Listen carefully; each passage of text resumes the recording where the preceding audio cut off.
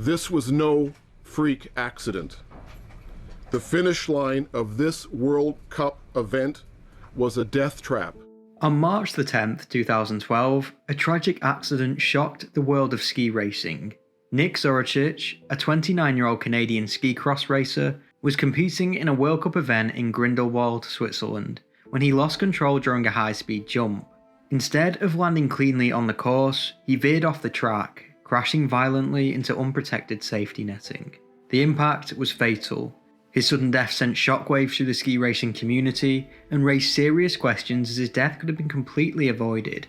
But what exactly happened that day? Let's talk about it. But first, a quick message from today's sponsor. This sponsorship is for my American audience, and I have never been so jealous that a service isn't available yet here in the UK. I am of course talking about Factor. I've been lucky enough to try out some of their food, and it is so good. We all mean to eat healthy, but sometimes it is difficult and life gets in the way. But with Factor you can skip the overpriced takeaway trap and get chef-crafted, restaurant-quality meals delivered right to your door. They're ready to eat in just 2 minutes, and every meal is fresh, never frozen, and dietitian approved. Their menus are ever changing, so you'll never get bored, and if you hate the food shop or even cooking, then Factor is absolutely the service for you. Completely stress-free and affordable, I will 100% be using this service if it arrives in the UK, but for you lucky Americans, use my link to get 50% off and free shipping on your first order. Thank you Factor for sponsoring this video. Their support means I can continue bringing you the content that you love. So make sure to check them out, and for now, let's get right into the video. Nik Zoricic was born on February the 19th, 1983 in Yugoslavia, now Bosnia and Herzegovina. When he was a toddler, his family immigrated to Canada, settling in Toronto. His father, Bebe Zoricic, was a well-respected alpine ski coach, and Nik grew up surrounded by the sport. From a young age he was introduced to skiing, developing a passion for racing on the slopes of Ontario. Determined to follow in his father's footsteps, Nik dedicated himself to alpine ski racing. He trained tirelessly, competing in slalom and giant slalom events as he climbed through the ranks of competitive skiing in Canada. He became known for his fearless attitude, technical precision, and relentless work ethic, and quickly garnered attention in the skiing community. As he progressed in his career, Nik transitioned from traditional alpine racing to ski cross, a relatively new and increasingly popular discipline. Unlike traditional downhill skiing, ski cross is a high-intensity event where multiple racers compete head-to-head on a course filled with jumps, sharp turns, and obstacles. The unpredictable nature of ski cross made it exciting for both athletes and spectators, but it also introduced higher risks. Nik, however, embraced the challenge and quickly became one of Canada's top ski competitors. By the late 2000s, he was a regular on the international ski cross circuit, competing in World Cup events and pushing himself to reach the top of the sport. By 2012, he had established himself as a formidable competitor. He had participated in multiple World Cup races and was determined to prove himself among the best. On March the 10th, 2012, he arrived in Grindelwald, Switzerland, for a FIS World Cup ski cross event. The course was challenging, featuring steep drops, tight turns, and high-speed jumps. Everything that made ski cross both exciting and dangerous. Conditions that day were considered fair, but the course had already raised concerns. Some athletes noted that the final jump before the finish line was particularly risky. It launched racers at high speeds with little room for error. Still, the race went on as scheduled, and Nik lined up for what would tragically be his final run. During his race, Nik was battling for position as he approached the final jump. He had been pushing hard throughout the run, navigating tight turns and steep drops along with his fellow competitors. As he neared the final section of the course, he prepared to clear the last jump, a critical moment where racers often make their final push for speed before the finish line. Nik soared through the air at a high speed, but instead of landing smoothly within the designated course, he veered slightly off trajectory. In a sport where inches can determine victory or disaster, that small miscalculation proved fatal. His skis landed just outside the race boundaries, in an area that was not properly prepared as a landing zone. Unlike the groomed track, this section contained rough, uneven snow that created a dangerous transition. As soon as his skis touched down, the abrupt impact threw him off balance. He had no time to recover before his body was launched into an unpadded safety net and a hard-packed snowbank positioned just outside the course. The force of the crash was catastrophic. Instead of a gradual slowdown, Nik's momentum came to a violent and immediate stop. His head and upper body took the full impact, and the result was devastating. Spectators and fellow athletes watched in horror as his body crumpled to the ground, motionless. The intensity of the impact was so severe that there was an immediate sense of urgency. Medical personnel rushed to his side within seconds, performing CPR in a desperate attempt to revive him. Ski patrol and emergency responders worked frantically, but the injuries were too severe. The crash had caused a massive head trauma, and despite all efforts, there was nothing that could be done. At 12:35 PM local time, Nik was pronounced dead on site from severe neurotrauma caused by the high-speed collision. The tragedy sent shockwaves through the ski racing world. Within hours, news of his death spread across the globe, and so did the footage.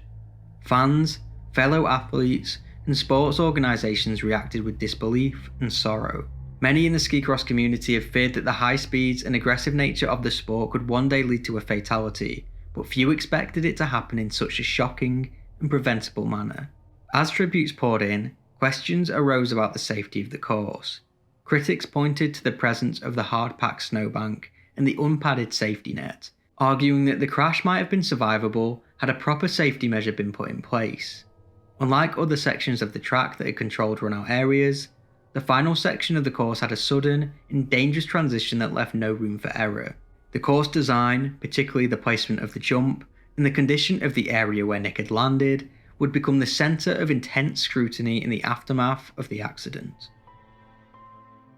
In the immediate aftermath, ski cross organisers and governing bodies faced mounting criticism. Many pointed to the lack of adequate safety measures at the Grindelwald course, particularly the dangerous abrupt transition at the final jump. The absence of proper padding and the presence of a hard-packed snowbank in the crash zone were viewed as serious oversights. It became clear that changes were needed, not just at the venue, but across the sport as a whole. In the years that followed, course designers, ski federations, and event organisers began implementing major changes to prevent similar tragedies. Some of the most significant improvements included redesigning course layouts, as greater emphasis was placed on ensuring that landing zones were properly prepared and free of dangerous transitions. Organisers worked to eliminate hard-packed snowbanks near race boundaries and introduce smoother run-out areas to allow skiers to decelerate safely after jumps. They introduced stronger safety netting and padding. One of the key criticisms of the course was the lack of adequate padding in the crash zone. In response, ski events began installing reinforced safety netting with additional layers of cushioning to reduce the impact of high-speed crashes. They then looked into the placement of jumps in ski cross and made sure it became regulated to ensure that athletes had sufficient space to land safely. Jumps were modified to reduce the risk of skiers overshooting into unsafe areas, and transitions between sections of the course were made smoother. While these changes could never undo what had happened to Nik, they marked a turning point in how ski cross approached athlete safety. His death was no longer just a tragedy, it became the catalyst for change in the sport.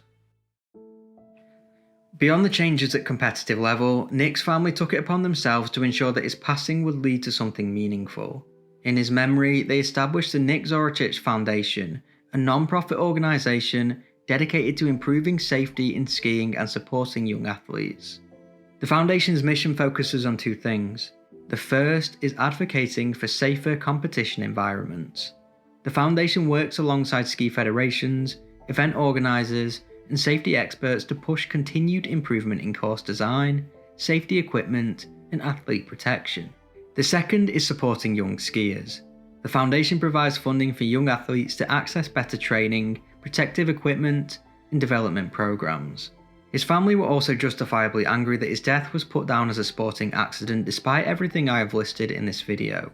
His mother told the Fifth Estate, "I don't understand how that report can conclude something like that when the whole world, the ski world, is saying this was absolutely avoidable." Though nothing could bring him back, Nik's legacy lives on not just as an exceptional skier but as a force for change in the sport that he loved. The reforms that followed have undoubtedly saved lives, ensuring that future competitors race on courses designed with their well-being in mind.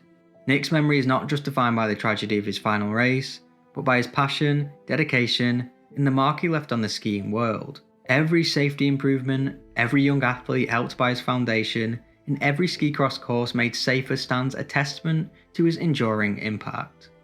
Nik was laid to rest in his hometown of Toronto, Canada. His funeral was attended by family, friends, fellow athletes, and members of the skiing community, all coming together to mourn the loss of a beloved competitor and friend. The service was filled with heartfelt tributes, remembering Nik not just for his accomplishments on the slopes, but for his kindness and determination and love for the sport. May he rest in peace. As always, this is not an AI channel, I do everything myself, and if you appreciate my work, subscribe, and if you want to go the extra step to support the channel, maybe consider becoming a member.